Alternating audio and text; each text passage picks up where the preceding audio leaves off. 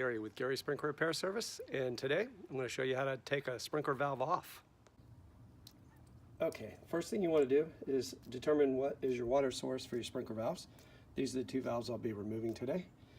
That's the house water over here on the left, this guy right here, and that one will be for the irrigation. Dead giveaway is it's on PVC pipe rather than metal pipe. So, and this comes straight up to a regulator, straight up to your hose bib and into your house. So that one there on the left, that's the house water. That one over there, that's your irrigation for the sprinkler valves. So next thing I want to show you over here is where we're going to do our cut. So these valves, as you can see, are not the same height. So one of the things I want to do is try to even them up. So I'm going to have to add some couplings, kind of like how somebody did here. Raise the valve up to where they're the correct size so they're both the same height when I'm done. So this one, somebody did incorrectly. It leaks right here. So we're going to have to replace it again, plus the wires kind of tore up on the top here on the solenoid. And this one leaks from the flow control in there. So we're going to go ahead and cut below the coupling here on both sides. And over here, we're going to cut below the male adapter, this white thing right here. Could put the blade right below there, cut on both sides. But again, first, you need to turn your water off.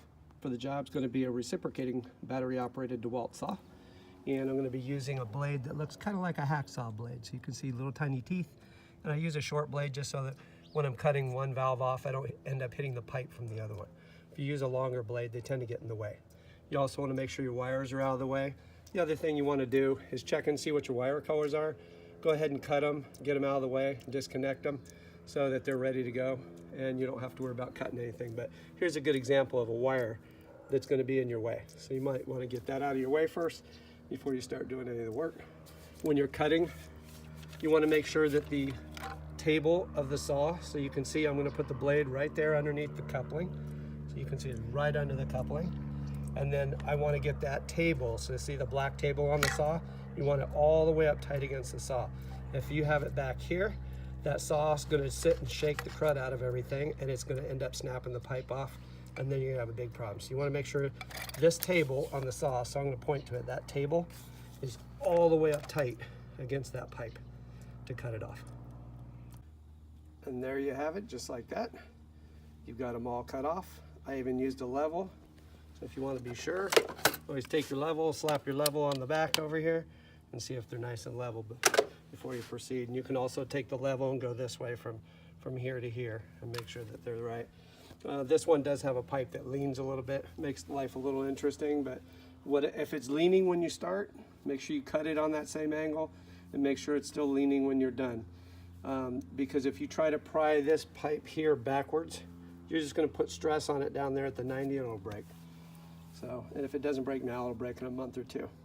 Also, we can see here our water shut off. If I muck the water and get all the shavings out of the pipe like that, to get all your PVC shavings out.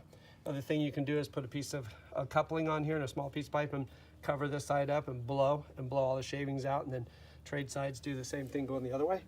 That'll get all the PVC shavings out, but you can see here our water shut off doesn't work very well. So in this case, on this house, I'll have to shut it off down at the curb, because you can see up here, even though our shutoff's here, we have a second shutoff. That shutoff is above that. So that's not going to help me with the source of water coming from down there at the ground up and going over to that right-hand shutoff, that red one. So the shutoff for that is at the street. So I'd have to shut it off there and turn their whole entire house water off to be able to glue something on here, because otherwise the glue's never going to set. You won't get it to glue on there effectively. Also, when you cut your wires off, if you can see the valve on the right, this black one that used to be there, the green one on the left, has nothing to do with the color of the valve. But we determined the wire colors, we cut them off and just put them over here. You can see the common was white down here, and then the upper right one is red and the upper left one is a green.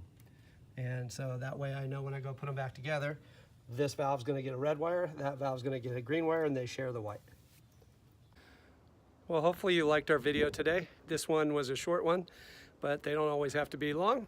If you liked it, be sure to subscribe and hit the subscribe button and tap the notifications bell so that you'll be notified anytime we add a new video down the road. And if you got any questions or comments that you'd like to make to help us improve the channel, feel free to leave those in the comments section, and I'll be sure to get back to you. I reply to all comments. So again, thanks for subscribing, and I hope you enjoyed the information. Hopefully it helps you out with any of the projects you got to do this week.